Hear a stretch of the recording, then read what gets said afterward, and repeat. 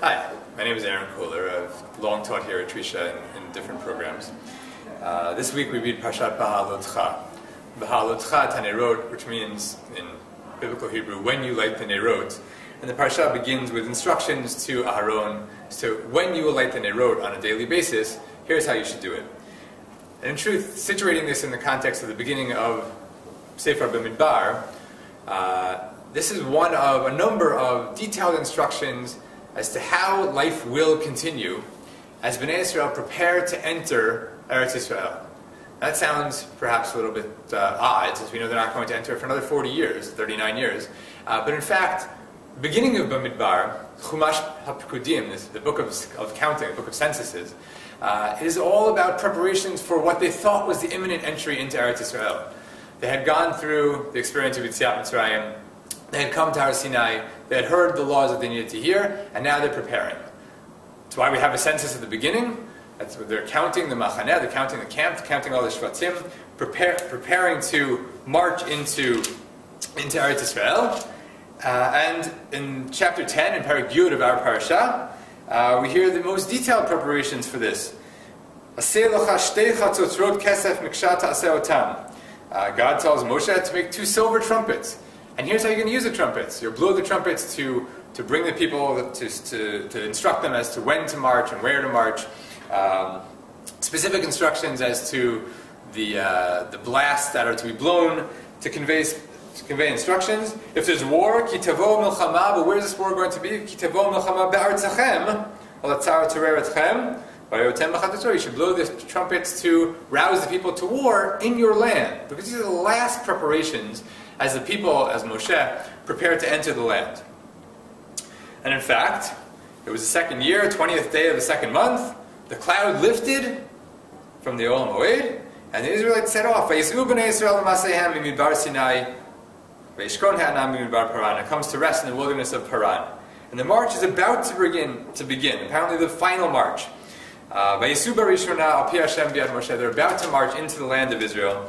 And we get one more time a description of the camp. The tribes, the shvatim, how they're arrayed, who's leading each one, who's leading each standard, and who's bringing up the end. Degal machaneh b'nei Dan is me'asef l'chol ha'machanot, and this is how they're going to march. One last preparation, and then Vayisu mehar Hashem derech shloshet yamim, v'ron brit Hashem nosei lefneihem derech shloshet yamim latur lehem menucha. Vayihi bin soa ha'aron, vayomer Moshe kuma Hashem v'yafutzu oivecha v'yanusu misanacha mipanecha.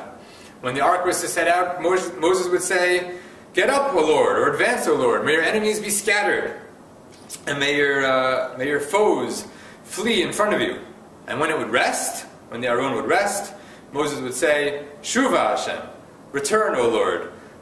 The myriads of Israel's thousands, and this is the Vayihi bin Aron's bracketed in the Sefer Torah and in many Chumashim with backwards, upside down letter Nun.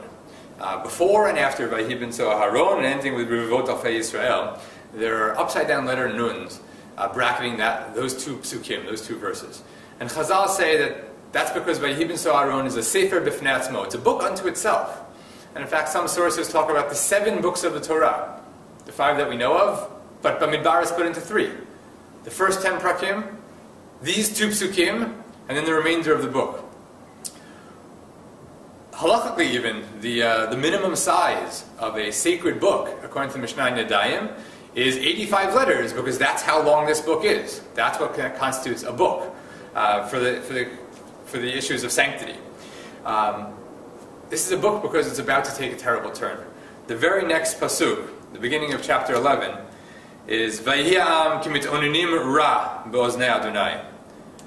The people started complaining bitterly in the years of the Lord. And from chapter 11 on, we hear a series of terrible events. Each one might not sound like an absolute catastrophe, but the people complain once again that they don't have meat. The people complain soon enough about Miriam and Aaron complain about Moshe. Then we hear the story of the Meraglim. Then we get the story of Korach. And it turns out that all the hopes that had been built up by chapter 10 in Bamidbar come crashing down. The end of chapter 10 is not to be, as it turns out, the end of the Chumash, Knisa la'aretz, the entry into the land of Israel. On the contrary, now in retrospect, those psukim, Vayhi b'nso Aharon, stand alone. They stand isolated, because they stand as a monument to the hope that was at the beginning of Sefer Bamidbar, and those hopes that were dashed as we get to chapter 11. It's a terrible, catastrophic